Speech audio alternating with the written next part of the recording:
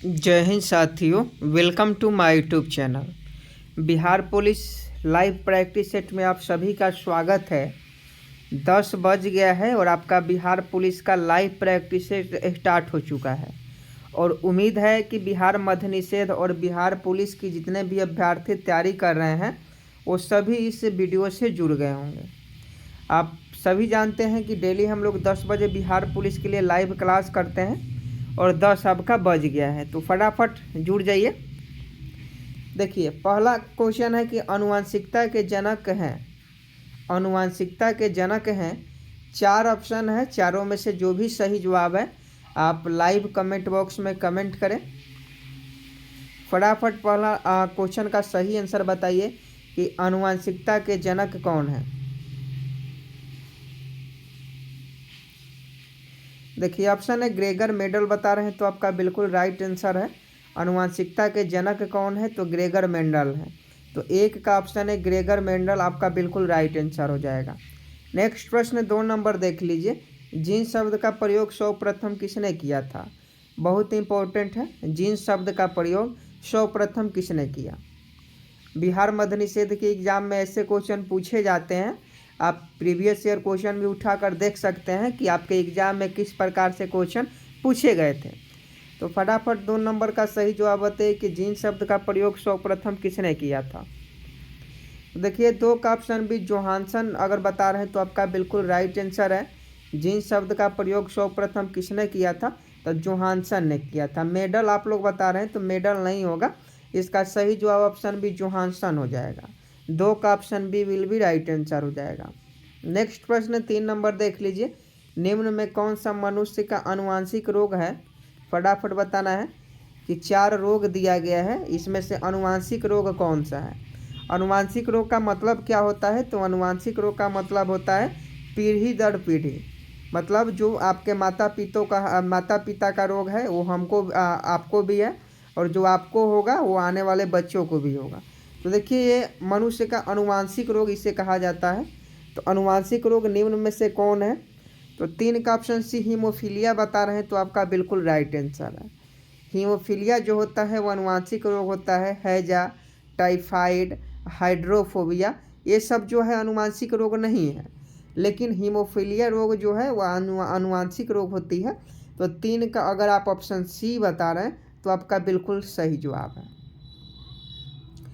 अगला प्रश्न देख लीजिए कि जेनेटिक्स नाम किसने दिया। फटाफट 4 का सही सही जवाब बताइएगा कि जेनेटिक्स नाम किसने दिया। आई am waiting for your answer. सही सही जवाब फटाफट बताइए कि जेनेटिक्स नाम किसने दिया। देखिए, 4 का ऑप्शन भी बैटसन बता रहे हैं, तो आपका बिल्कुल सही जवाब है। जेनेटिक्स नाम किसने दिया, तो बैटसन नामक वैज्ञानिक ने दिया। तो ऑप्शन बी आपका बिल्कुल सही जवाब हो जाएगा। देखिए, जो भी क्वेश्चन करवा रहे हैं वो बिहार मद्य निषेध के लिए बहुत ही इंपॉर्टेंट है। बिल्कुल 10वीं लेवल का क्वेश्चन है जो आपके सिलेबस में पढ़ना है, और प्रीवियस ईयर क्वेश्चन पेपर भी आप उठाकर देख सकते हैं कि कितने क्वेश्चन हम लोगों के क्लास से पूछा गया था। तो 4 का सही जवाब बैटसन हो जाएगा। जेनेटिक्स किसने दिया, जेनेटिक्स का नाम किसने दिया, तो जेनेटिक्स का नाम जो है बैटसन नामक वैज्ञानिक ने दिया। नेक्स्ट प्रश्न 5 नंबर देख लीजिए।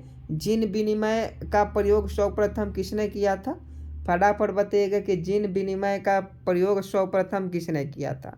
आई am waiting for your answer. Gene विनिमय का प्रयोग सर्वप्रथम किसने किया था। तो देखिए, मार्गन तथा कैपस बता रहे हैं, तो आपका बिल्कुल राइट आंसर है। जीन विनिमय का प्रयोग सर्वप्रथम किसने किया था, तो मार्गन तथा कैंपस नामक वैज्ञानिक ने किया था। नेक्स्ट प्रश्न का सही सही जवाब बताइए कि पुरुष जीन संगठन होता है। पुरुष जीन संगठन सभी लोग जानते हैं और उम्मीद है कि सभी लोग का सही आंसर आएगा। पुरुष जीन संगठन होता है, फटाफट बताइए। तो सबसे पहले ये बात जान लीजिए कि पुरुष में XY गुणसूत्र पाया जाता है, तो इसका सही जवाब ऑप्शन बी हो जाएगा। पुरुष जीन संगठन होता है तो यह ऑप्शन बी हो जाएगा। XY पुरुषों में गुणसूत्र होता है और XX जो है महिलाओं में गुणसूत्र पाया जाता है। तो 6 का पुरुषों का पूछ रहा है तो ऑप्शन बी XY बिल्कुल सही जवाब हो जाएगा। अगर यहाँ महिला का पूछता तो XX आपका सही जवाब होता। नेक्स्ट प्रश्न की बहुत ही इंपॉर्टेंट है, याद रखिएगा कि गैमिट की शुद्धता का नियम का प्रतिपादन किसने किया था। गैमेट की शुद्धता का नियम का प्रतिपादन किसने किया था? 7 का सही जवाब बताइएगा कि गैमेट की शुद्धता का नियम का प्रतिपादन किसने किया था। आई am waiting for your answer. Gamete की शुद्धता का नियम का प्रतिपादन किसने किया था? देखिए मेडल बता रहे हैं तो आपका बिल्कुल राइट आंसर है। गैमेट की शुद्धता का नियम का प्रतिपादन मेडल नामक वैज्ञानिक ने किया था। तो 7 का ऑप्शन है मेडल, आपका बिल्कुल राइट आंसर हो जाएगा। इन्होंने मटर के पौधा पर प्रयोग किया था। अगर क्वेश्चन पूछता है कि मेडल ने किस पौधे पर प्रयोग किया, तो मटर के पौधे पर प्रयोग किया। आहार श्रृंखला या पारिस्थितिक तंत्र से क्वेश्चन आपके एग्जाम में पूछा ही जाता है। तो 8 नंबर क्वेश्चन है कि प्राथमिक उपभोक्ता होता है। ये शायद हमारे हिसाब से 2380 में ये क्वेश्चन पूछा गया था। 2380 का जो बिहार फायरमैन का एग्ज़ाम हुआ था उसमें ये क्वेश्चन पूछा गया था कि प्राथमिक उपभोक्ता होता है। तो फटाफट बताइए कि प्राथमिक निम्नलिखित में से कौन प्राथमिक उपभोक्ता है? सही जवाब आने लगा है। ऑप्शन ए शाकाहारी बता रहे हैं तो आपका बिल्कुल राइट आंसर है। प्राथमिक उपभोक्ता होता है शाकाहारी। ऑप्शन ए शाकाहारी बिल्कुल सही जवाब हो जाएगा। तो अब द्वितीय उपभोक्ता बताइए कि प्राथमिक उपभोक्ता तो शाकाहारी होता है, लेकिन द्वितीय उपभोक्ता क्या होता है? फटाफट बताइए 9 का सही जवाब कि द्वितीय उपभोक्ता क्या होता है। आई am waiting for your answer. द्वितीय उपभोक्ता क्या होता है? तो देखिए प्राथमिक उपभोक्ता शाकाहारी हो गया, तो द्वितीय उपभोक्ता क्या होगा? मांसाहारी होगा। जैसे मान लीजिए कि घास है, तो घास को कौन खाता है? घास को मान लीजिए कि हिरन है, घास को हिरन खाता है, तो हिरन को कौन खाता है? तो शेर खाता है। तो ये जो हो गया ये शाकाहारी हो गया, और शेर जो हो गया मांसाहारी हो गया। सहजीविता का उदाहरण बताइए। ऐसे क्वेश्चन भी पूछे जाते हैं अमरबेल से, कवक से, अमीबा से। तो बताइए कि सहजीविता का उदाहरण है। सहजीविता का उदाहरण है, फटाफट बताइए कि निम्नलिखित में से कौन सहजीविता का उदाहरण है? ऑप्शन ए लाइकेन बता रहे हैं तो आपका बिल्कुल सही जवाब है। सहजीविता का जो उदाहरण है वो लाइकेन है। 10 का ऑप्शन है बिल्कुल राइट आंसर हो जाएगा। नेक्स्ट प्रश्न 11 नंबर देखिए कि इकोलॉजी शब्द का सर्वप्रथम प्रयोग किसने किया? इकोलॉजी शब्द का इकोलॉजी शब्द का सबसे पहले प्रयोग किसने किया? फटाफट बताइए कि इकोलॉजी शब्द का सबसे पहले प्रयोग किसने किया? तो इसका राइट आंसर अर्नस्ट हैकेल हो जाएंगे। अर्नस्ट हैकेल ने इकोलॉजी शब्द का सर्वप्रथम प्रयोग किया था। तो 11 का ऑप्शन है बिल्कुल सही जवाब हो जाएगा। नेक्स्ट प्रश्न बहुत इंपॉर्टेंट है, 1 नंबर का क्वेश्चन है, पूछा जा सकता है। याद आपको रखना होगा कि वातावरण एवं जीवों के संबंध के अध्ययन को क्या कहते हैं? वातावरण एवं जीवों के संबंध के अध्ययन को क्या कहते हैं? फटाफट 12 का सही जवाब बताइए। और देखिए डेली हम लोग का लूसेंट क्लास होता है नए वाले चैनल पर, डेली लूसेंट क्लास हो रहा है। अगर आप लूसेंट क्लास नहीं कर रहे हैं तो आप गलती कर रहे हैं। बिहार पुलिस के लिए जितना आपके पास प्रैक्टिस सेट इम्पोर्टेंट है, उतना ही लूसेंट क्लास से भी प्रैक्टिस सेट इम्पोर्टेंट है। जितना आप लोग कहते हैं कि रुक्मणी प्रकाशन का कराइए, चक्षु प्रकाशन का कराइए, उतना ही आपके लिए लूसेंट बुक का भी क्वेश्चन इम्पोर्टेंट है। और इसीलिए हम यह लूसेंट का सीरीज शुरू किए अपने नए चैनल पर। शाम को डेली 6 बजे लूसेंट का क्लास होता है, लेकिन आप लोग आते ही नहीं हैं। अब पता नहीं आप लोग क्यों नहीं आते हैं, या तो आपके पास ज़्यादा नॉलेज है या आप सिलेक्शन नहीं लेना चाहते। लिंक डिस्क्रिप्शन में है या लाइव चैट का ऊपर है। डेली लाइव क्लास से जरूर ज्वाइन होइएगा, या सचिन जी के टेक रिबॉन सर्च कीजिए और जाकर सब्सक्राइब कर लीजिए कि डेली क्लास आपको मिल सके। 12 का सही जवाब ऑप्शन ए हो जाएगा पारिस्थितिकी।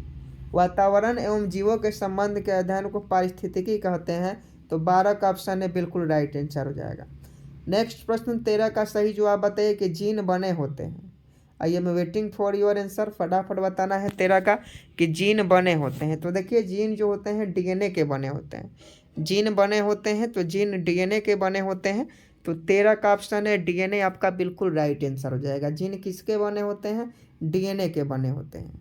नेक्स्ट प्रश्न देख लीजिए, लाइकेन सहजीवी पाए जाते हैं। 4 ऑप्शन अभी आपको बताएंगे, आपको बताना होगा कि लाइकेन सहजीवी कहाँ पाए जाते हैं। तो फटाफट बताइएगा 14 का सही जवाब कि लाइकेन सहजीवी पाए जाते हैं। चलिए फटाफट बताइए कि लाइकेन सहजीवी पाए जाते हैं।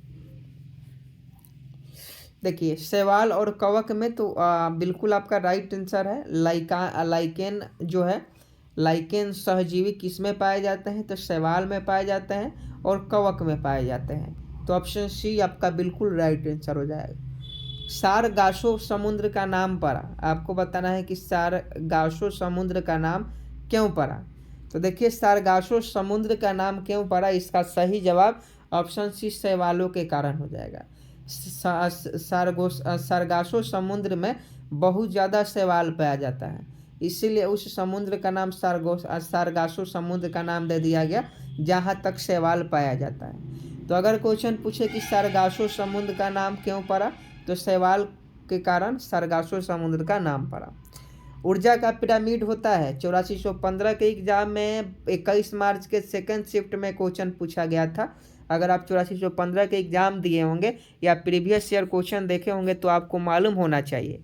तो देखिए ऊर्जा का पिरामिड होता है, तो ऊर्जा का जो पिरामिड होता है हमेशा जो होता है सीधा होता है। याद रखिएगा, ऊर्जा का पिरामिड पूछे कि कैसा होता है, तो हमेशा ऊर्जा का पिरामिड जो है सीधा होता है।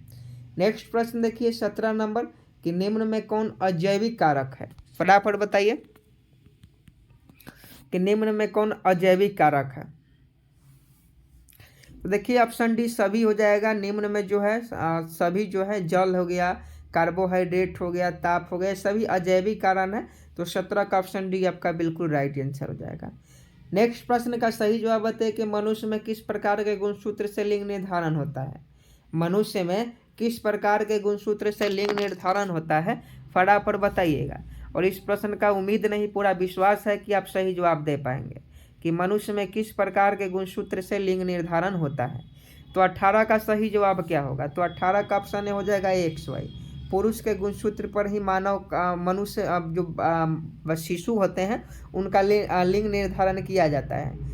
तो मनुष्य के किस प्रकार के गुणसूत्र से लिंग निर्धारण होता है, तो XY। और यह किस में पाया जाता है, तो पुरुषों में पाया जाता है। प्रश्न 19 नंबर देख लीजिए, सबसे बड़ा गुणसूत्र है, फटाफट बताना है कि सबसे बड़ा गुणसूत्र है।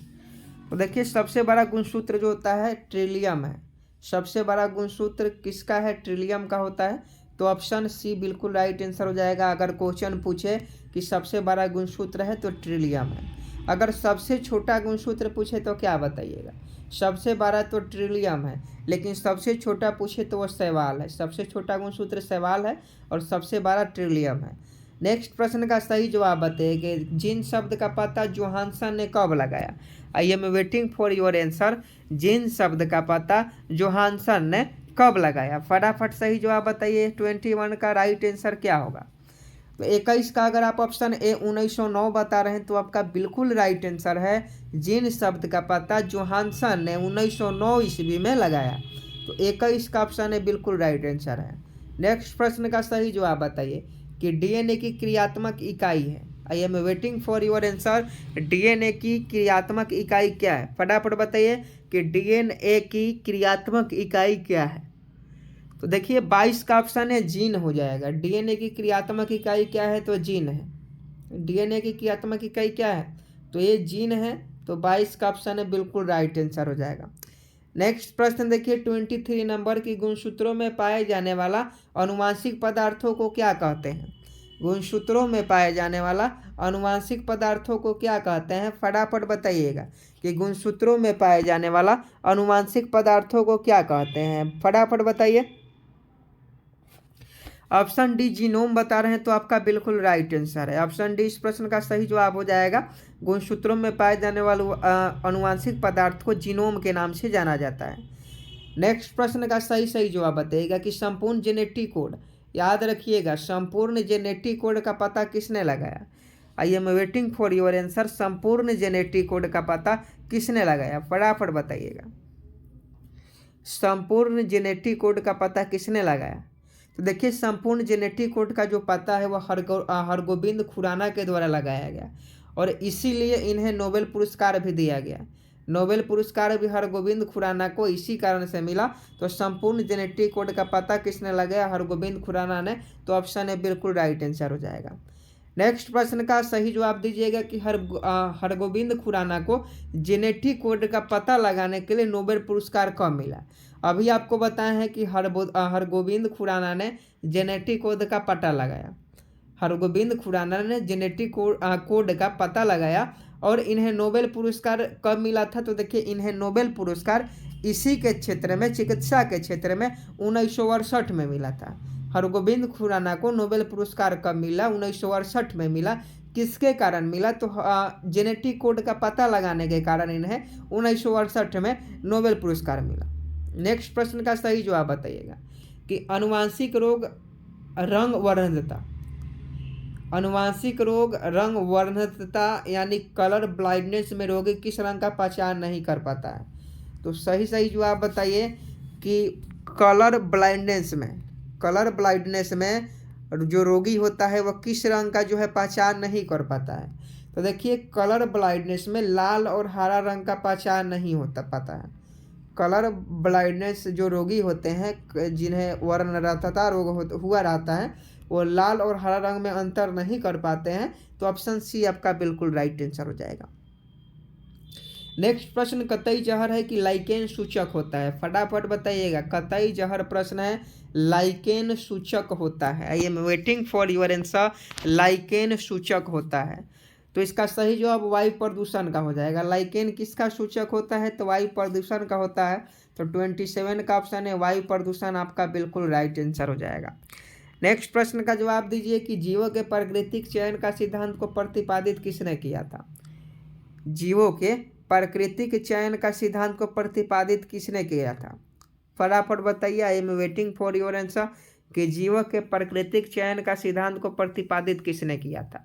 तो ये आपका चार्ल्स डार्विन ने किया था। तो ऑप्शन बी इस प्रश्न का बिल्कुल राइट आंसर हो जाएगा। प्राकृतिक चयन का सिद्धांत डार्विन ने प्रतिपादित किया था। इसने कहा था कि परिस्थिति के अनुसार जो जीव जंतु हैं वह अपने आप को ढाल लेते हैं। जैसे अगर आप ज़्यादा गर्म प्रदेश में रहते हैं तो आपको वहाँ रहने की आदत हो गई है। कोई ज़्यादा ठंडा प्रदेश में रहता है तो वहाँ रहने की आदत हो गई है। मतलब पर्यावरण के अनुसार अपने आप को वहाँ व्यवस्थित करने का जो इति है। मतलब कोई भी मनुष्य, मान लीजिए कि अगर आप बिहार से हैं, और चले गए शिमला, तो वहाँ तो ठंडा लगेगा ही ना जी। तो वहाँ 2-3 महीना रहिएगा तो आपको रहने का आदत हो जाएगा। मतलब ढालने का, पर्यावरण के अनुकूल आप वहाँ हो जाइएगा। नेक्स्ट प्रश्न 29 नंबर बताइए कि मानव में गुणसूत्रों की कुल संख्या होती है। मानव में गुणसूत्रों की कुल संख्या कितनी होती है? तो मनुष्य में गुणसूत्रों की कुल संख्या 46 होती है, कुत्तों में 78 होती है। मनुष्य में पूछे 46, कुत्ता में पूछे 78। नेक्स्ट प्रश्न देखिए, डीएनए का डबल हेलिक्स मॉडल किसने दिया?